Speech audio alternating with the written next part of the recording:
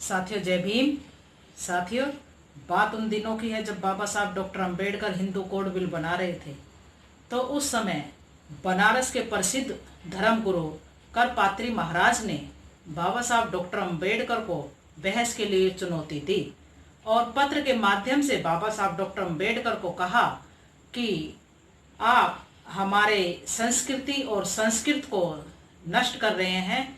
आप क्या जानते हो? आप एक अछूत व्यक्ति हो और आप हमारे धर्म को नष्ट और भ्रष्ट कर रहे हो। तो बाबा साहब डॉक्टर अंबेडकर ने जब वो पत्र पढ़ा तो उस पत्र का जवाब धर्मगुरु करपात्री महाराज को दिया।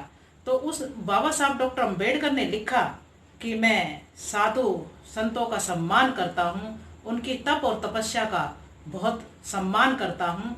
मैं यहाँ ये बताना चाहता हूँ कि मैं हर तरीके से आपसे बहस के लिए तैयार हूँ। आपको जब भी उचित समय हो आप मेरे निवास पर आ जाएं।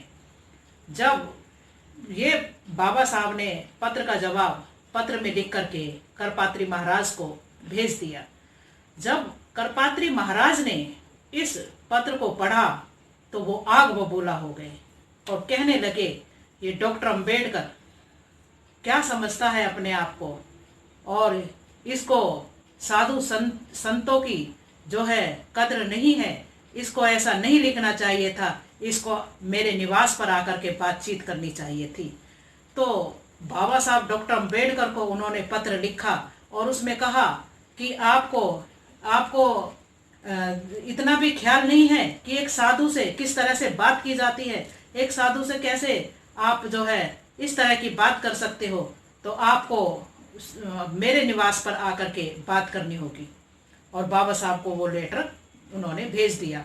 जब बाबा साहब ने पत्र देखा तो बाबा साहब ने उस पत्र का जवाब दिया कि मैं तो आपका बहुत सम्मान कर रहा हूँ और आपकी तप और तपस्या का भी सम्मान कर रहा हूँ, लेकिन मैं जिससे बात कर रहा हूँ वो साधु या सन्यासी कहाँ हैं। वो एक साधु एक सन्यासी का हिंदू कोड बिल से क्या लेना क्या देना। उनको तो अपना काम करना चाहिए। ये जो हिंदू कोड बिल है ये महिलाओं के लिए है। अगर इस बिल के अंदर महिलाओं को उनको अधिकार मिलते हैं, उनको संपत्ति रखने का अधिकार मिलता है, उनको पुनर्विवाह का अधिकार मिलता है, उन्हें तलाक का अधिकार मिलता है, विधवा विवाह का अधिकार मिलता है। अगर महिलाओं को ये तमाम अधिकार मिलते हैं तो इसमें उस साधु का उस सन्यासी का कहाँ नुकसान है। तो डॉक्टर अंबेडकर ने बदले में कहा कि उन्हें ऐसा नहीं कहना चाहिए और जिनसे मेरी बात हो रही है, जिनसे मेरा पत्राचार हो रहा है, वो साधु सन्यासी कहाँ रहे।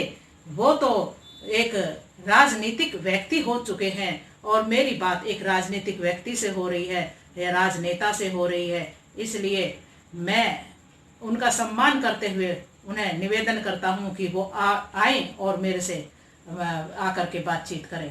लेकिन अगर फिर भी वो चाहते हैं कि मैं उनके निवास पर आऊं तो मैं उनको ये बता दूं कि मैं भारत का कानून मंत्री हूं और एक कानून मंत्री के हैसियत से या एक पद और पद के हैसियत से मैं किसी ऐसी जगह नहीं जा सकता जहां पर जनता का हित ना हो और जहां पर लोकतंत्र ना हो, क्योंकि मैं लोकतंत्र का सम्मान करता हूं और जनता ने अपने हित के लिए हमें चुना है। तो जनता के हित को ध्यान में रखते हुए मैं किसी ऐसी धार्मिक जगह पर नहीं जाऊंगा। तो बाबा साहब ने जब ये पत्र उनको भेज दिया, जब गुरु महाराज ने इस पत्र को पढ़ा तो वो अचंभित हो गए और कहने लगे, डॉक्टर अंबेडकर ने क्या लिखा है। तो उन्होंने डॉक्टर अंबेडकर को ज़्यादा कुछ नहीं कहते हुए उन्होंने बस यही लिखा कि डॉक्टर अंबेडकर मैं आपसे मिलने जरूर आऊँगा। और उन्होंने ऐसा वादा तो किया, लेकिन वो जीवन भर डॉक्टर अंबेडकर से मिलने कभी नहीं आए। और बाबा साहब इतने ज्ञानी व्यक्ति थे, इतने ज्ञान के धनी थे कि उन्होंने कभी भी जो है देश हित के लिए, जनता के हित के लिए कभी भी अपने असूलों से समझौता नहीं किया। और उन्होंने देश को हित को रखते हुए, सम्मान को रखते हुए, लोगों के अधिकारों को ध्यान में रखते हुए उन्होंने हमेशा कहा कि धर्म को और राजनीति को हमेशा अलग अलग रखना चाहिए। अगर ये दोनों मिक्स होते हैं तो हमारे देश का कभी भी भला नहीं हो सकता है। हमारे देश का भलाई अगर है तो धर्म को अलग चलना होगा और राजनीति को अलग चलना होगा। लेकिन आज बड़े दुख के साथ कहना पड़ता है कि आज हमारी राजनीति में केवल धर्म ही जुड़ा हुआ है। आज हमारी राजनीति धर्म और राजनीति साथ साथ चल रही हैं, जिसके कारण ये देश विकास के पथ पर नहीं विनाश के पथ पर जा रहा है। इसलिए हमें अगर विकास चाहिए तो हमें धर्म को राजनीति से दूर रखना होगा। ऐसे बाबा साहब के विचार थे। इन्हीं शब्दों के साथ जय भीम, जय भारत, नमो बुद्ध।